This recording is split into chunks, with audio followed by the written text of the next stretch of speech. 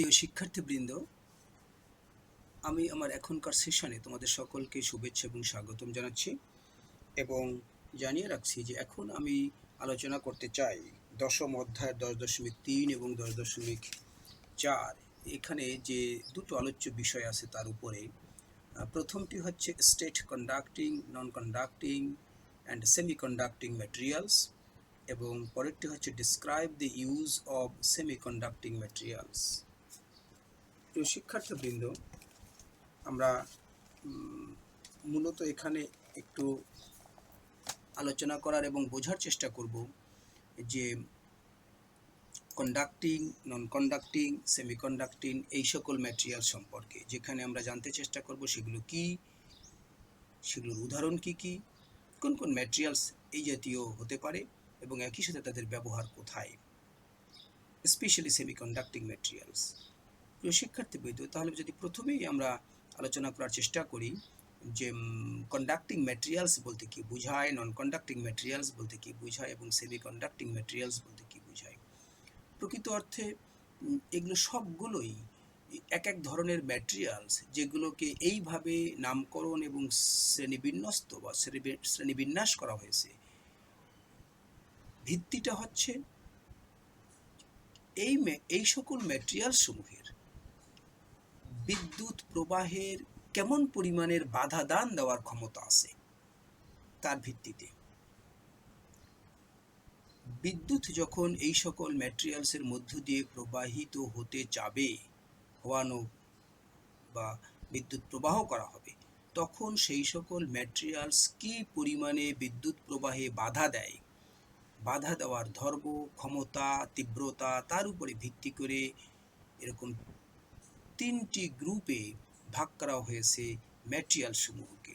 এক জাতীয় ম্যাটেরিয়ালসকে বলা হবে কন্ডাক্টিং ম্যাটেরিয়ালস, যারা একেবারেই বিদ্যুৎ প্রবাহে কোনো রকমের বাধা সৃষ্টি করে না, অনায়াসে বিদ্যুৎ প্রবাহিত হতে দেয়, তাদেরকে বলা হয় কন্ডাক্টিং ম্যাটেরিয়ালস। যেমন কপার, সিলভার, গোল্ড এই জাতীয় যে সকল মেটালগুলো, সেগুলো হচ্ছে কন্ডাক্টিং ম্যাটেরিয়ালসের পর্যায়ভুক্ত। নন কন্ডাক্টিং ম্যাটেরিয়ালস সেগুলো হচ্ছে এমন যার মধ্য দিয়ে বিদ্যুৎ প্রবাহিত হতে গেলে, বিদ্যুৎ প্রবাহ করানো হলে সে ভীষণভাবে প্রবলভাবে বাধা দেয় এবং কোনোভাবেই বিদ্যুৎ প্রবাহিত হতে দেয় না। এরকম একটি ধর্ম বিশিষ্ট যে পদার্থসমূহ, তাদেরকে বলা হয় নন কন্ডাক্টিং ম্যাটেরিয়ালস। প্রকৃত অর্থে এগুলোকেই মূলত নামকরণ করা হয়, আমরা যা নামকরণ করি, শিখি, জানি, ব্যবহার করি ইনসুলেটর হিসাবে, যেগুলো মূলত ইলেকট্রিক্যাল ইনসুলেশন ম্যাটেরিয়ালস হিসেবে পরিচিত। যেমন বলা যেতে পারে গ্লাস, রাবার, প্লাস্টিক ইত্যাদি। সেমিকন্ডাক্টিং ম্যাটেরিয়ালস ঠিক এই দুই ধরনের ম্যাটেরিয়ালসের মধ্যবর্তী জায়গায় এসে অবস্থান করে। যেমন এর খানিকটা কন্ডাক্টিং ম্যাটেরিয়ালসের মতো ধর্ম প্রদর্শন করে, আবার ইনসুলেটরের মতো ধর্ম প্রদর্শন করে। এবং এই জাতীয় যে পদার্থগুলো, তাদের এই ধর্মের বৈশিষ্ট্যের প্রবণতাটাকে বাড়িয়ে কমিয়ে দেওয়া যায় যদি এই সকল পদার্থের মধ্যে কোনো অন্য উপাদান ইমপিউরিটিস হিসাবে বা খাদ হিসাবে যুক্ত করা হয়, অথবা অন্য কোনো বাহ্যিক কিছু ফ্যাক্টরস, সেগুলো হতে পারে টেম্পারেচার, হতে পারে ম্যাগনেটিক ফিল্ড, হতে পারে আলোর প্রবাহ, এগুলোর প্রভাবে তাদের ওই জাতীয় ধর্মগুলোকে বাড়ানো কমানো সম্ভব হয়। সেজন্যই যেহেতু কন্ডাক্টিং এবং নন কন্ডাক্টিং ম্যাটেরিয়ালসের মধ্যবর্তী ধর্ম বা বৈশিষ্ট্য প্রদর্শনকারী ম্যাটেরিয়ালসমূহ এগুলো, যাদেরকে বলা হয় সেমিকন্ডাক্টিং ম্যাটেরিয়ালস, তাদের উদাহরণ হিসেবে হতে পারে সিলিকন, জার্মেনিয়াম, গ্যালিয়াম আর্সেনাইড ইত্যাদি। তোমাদের জেনে রাখা উচিত, বর্তমানে এমন কিছু পলিমার তৈরি করা যাচ্ছে যারা কখনো কখনো কন্ডাক্টিভ হিসাবে অথবা সেমিকন্ডাক্টিভ প্রপার্টিস বিশেষ বিশেষ শর্তে বা ক্ষেত্রে প্রদর্শন করতে পারে বা করে। যেটাই হোক শিক্ষার্থীবৃন্দ, আমরা এখন একটু দেখে নিতে চাই যে সেমিকন্ডাক্টিং ম্যাটেরিয়ালস আসলে কোথায় কোথায় ব্যবহৃত হয়। প্রকৃত অর্থে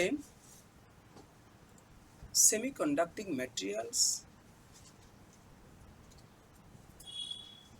তাদের ধর্ম এবং বৈশিষ্ট্যের উপরে ভিত্তি করে, তাদেরকে কেমনভাবে ডিজাইন করা হবে তার উপরে ভিত্তি করে বহুবিধ প্রয়োগ ক্ষেত্র তৈরি করা সম্ভব। কিন্তু সকল কিছুর পরেও কমন কিছু অ্যাপ্লিকেশন ফিল্ড আছে, ব্যবহারযোগ্য ক্ষেত্র আছে।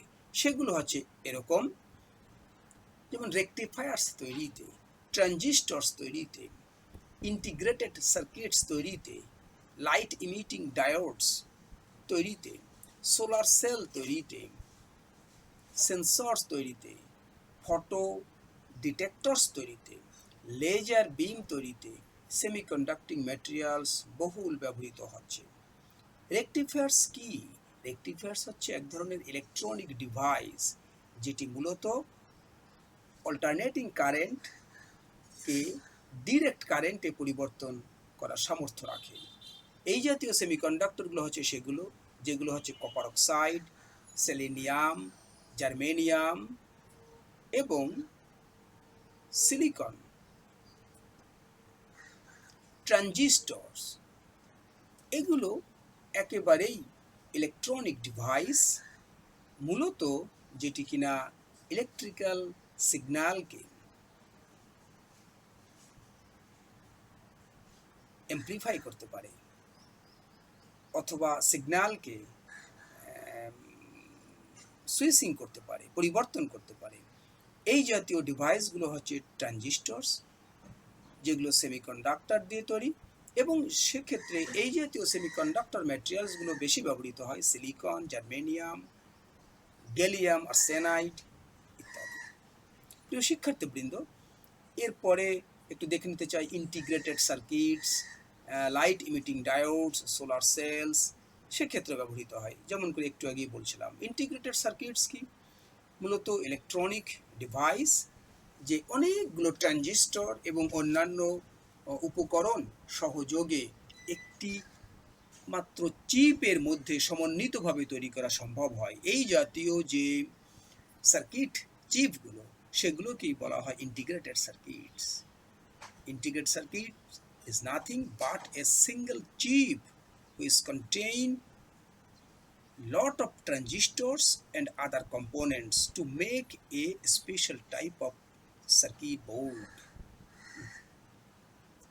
সেমিকন্ডাক্টর, সেই জাতীয় সেমিকন্ডাক্টর ম্যাটেরিয়ালস এই ইন্টিগ্রেটেড সার্কিট তৈরিতে ব্যবহার করা হয়, যেমন সিলিকন এবং গ্যালিয়াম আর্সেনাইড খুব প্রভাবশালী এবং খুব উপাদেয় দুটি সেমিকন্ডাক্টিং ম্যাটেরিয়ালস।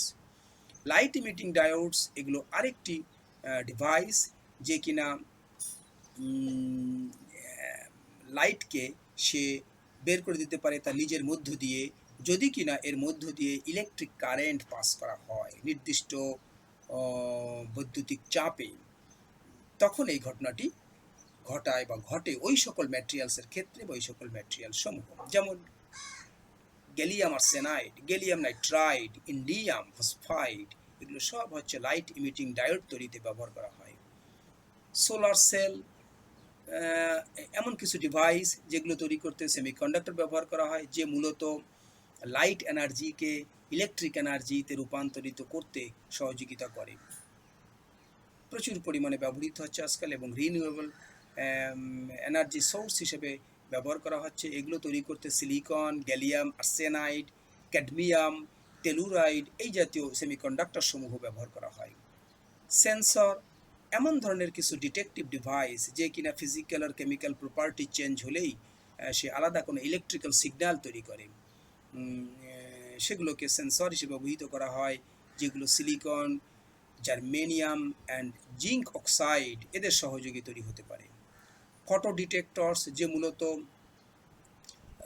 লাইটের যে ওয়েভলেন্থ তার যে ইন্টেন্সিটি সেটাকে মেপে সে আলাদা রকমের সিগন্যাল তৈরি করে বা মাপতে পারে, তার ভিত্তিতে সে রেসপন্স করে। এই জাতীয় ফটো ডিটেক্টরস তৈরি করতে সেমিকন্ডাক্টর ব্যবহার করা হয়। সেই ক্ষেত্রে সেমিকন্ডাক্টর ব্যবহৃত হয়ে থাকে সাধারণত সিলিকন, জার্মেনিয়াম, ইন্ডিয়াম, অ্যান্টিমোনাইড ইত্যাদি। লেজার এমন ধরনের ডিভাইস যে কিনা মূলত খুব আহ, তীব্র এবং একটি বান্ডল লাইট বিম তৈরি করতে সহযোগিতা করে।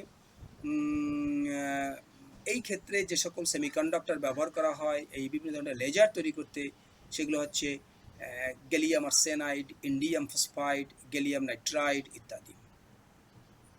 প্রিয় শিক্ষার্থীবৃন্দ, আশা করি তোমরা এই দুটো আলোচ্য বিষয়ের উপরে যতটুকু শুনলে তা অনেকটাই বুঝতে পেরেছো এবং অনেকগুলোই তোমাদের কাছে পূর্ব পরিচিত। এরপরে তোমাদের টেক্সট পড়ে তোমাদের ধারণাটা আরেকটু বাড়িয়ে নিবে এই প্রত্যাশা রেখে এবং তোমাদেরকে ধন্যবাদ জানিয়ে এখনকার সেশন শেষ করছি।